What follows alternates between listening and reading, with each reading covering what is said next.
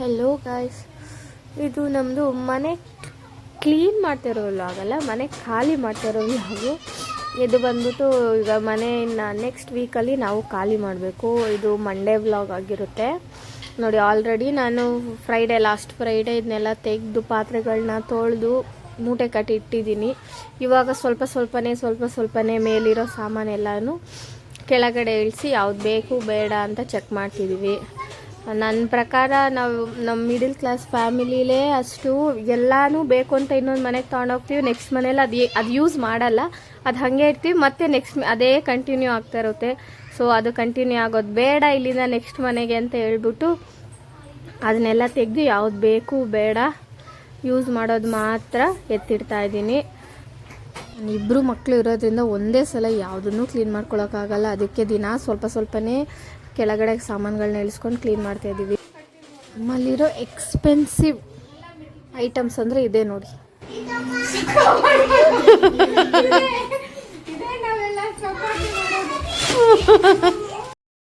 ಇದು ನಾನು ಮದುವೆ ಹಾಕಿ ನಾನು 2 ಮನೆಯಿಂದನೂ ಈ ಕವರ್ಗಳು ಟ್ರಾವೆಲ್ ಮಾಡ್ತಾನೇ ಇದ್ದಾವೆ ಮನೆಯಿಂದ ಮನೆಗೆ.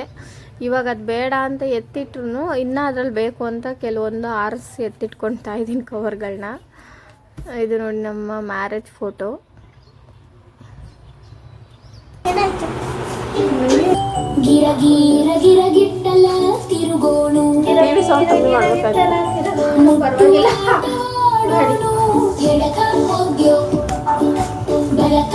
ಸರಿಯಾಗಿ ಆಯ್ತು. ನಾವು ಯೂಟ್ಯೂಬ್ ಸ್ಟಾರ್ಟ್ ಮಾಡಿದೋಸ್ತ್ರಲ್ಲಿ ನಮ್ಗೆ ಯಾರು ಮ್ಯಾರೇಜ್ ವಿಡಿಯೋ ಕೇಳಿದ್ರು. ಹೌದು, ನಮ್ ಲ್ಯಾಪ್ಟಾಪ್ ಏನೋ ಪ್ರಾಬ್ಲಮ್ ಆಗಿ. ಹೌದು. ಇದು ನಮ್ಮ ಫ್ಯಾಮಿಲಿ ಫೋಟೋ.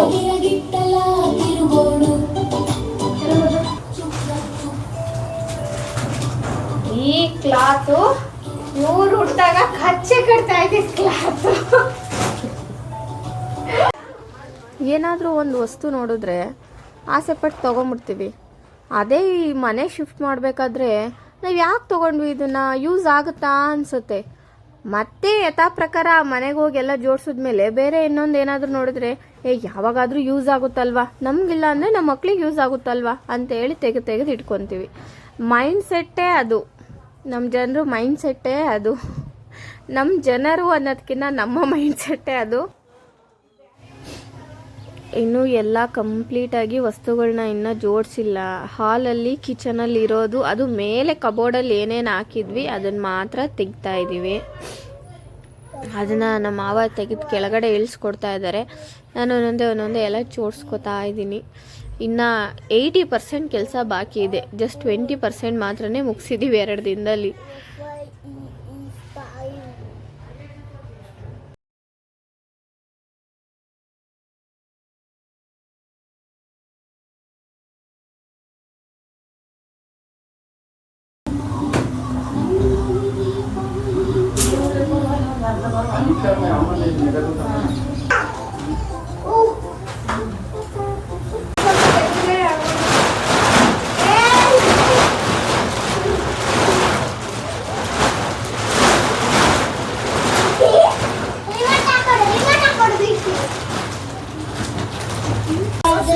ಏನ್ ಬರ್ತಿದ್ದಿ ಸನ? ಏನ್ ಬರ್ತಿದ್ಯಾ? ಅದಾದ್ಮೇಲೆ ಏನು ಅಂತ ಗೊತ್ತಾಗಲ್ವಲ್ಲ ಯಾವ್ದ್ರಲ್ಲಿ ಏನೇನಿದೆ ಅಂತ. ಅದಕ್ಕೆ ಮೇಲ್ ಬರ್ಕೊಂಡ್ಬಿಟ್ರೆ ಯಾವ್ದು ಬೇಕೋ ಅದನ್ನ ಮಾತ್ರ ಓಪನ್ ಮಾಡ್ಕೊಂಡು ಬೇಡ್ತೀರ ಹಂಗೆ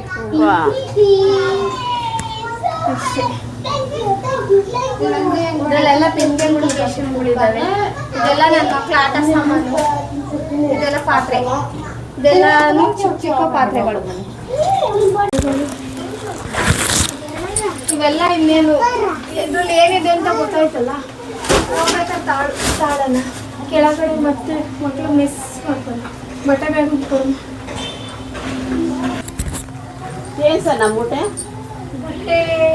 ಬಟ್ಟೆಗಳು ಎಂತ ಬಟ್ಟೆ ಅಷ್ಟೊಂದು ಎಲ್ಲ ಕೆಳಗೆ ಹಾಕು ನೋಡೋಣ. ಎಲ್ಲಾನು ಬೇಡ, ಕೆಳಗೆ ಹಾಕವ, ಹಾಕು ನೋಡೋಣ. ಆಗದೆ ಇರೋವು ಎಲ್ಲವೂ ತಗೊಳ್ಳೋದೇ ಬೇಡ. ಇದ್ಯಾವೂ ಆಗಲ್ಲ.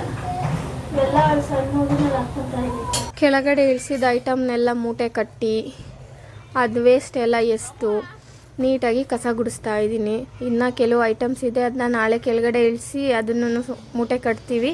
ಅಷ್ಟರಲ್ಲಿ ನಮ್ಮಮ್ಮ ಕಾಫಿ ಇಟ್ಟಿದ್ರು. ನಾನು ದಿನಾಗಲೂ ಕಾಫಿ ಕುಡಿಯೋದಿಲ್ಲ. ಈ ಥರ ಯಾವಾಗಲಾದರೂ ಕೆಲಸ ಮಾಡಿ ಟಯರ್ಡ್ ಆದರೆ, ತಲೆನೋವಿದ್ರೆ ಮಾತ್ರ ಒಂದು ಲೋಟ ಬಿಸಿ ಬಿಸಿ ಕಾಫಿ ಕುಡಿತೀನಿ. ಕೆಲಸ ಮಾಡಿ ಸುಸ್ತಾಗಿರೋದಕ್ಕೆ ಈ ಥರ ಬಿಸಿ ಬಿಸಿ ಕಾಫಿ ಕುಡಿತಾ ಇದ್ದರೆ ಸ್ವಲ್ಪ ಫ್ರೆಶ್ ಫೀಲ್ ಆಗುತ್ತೆ.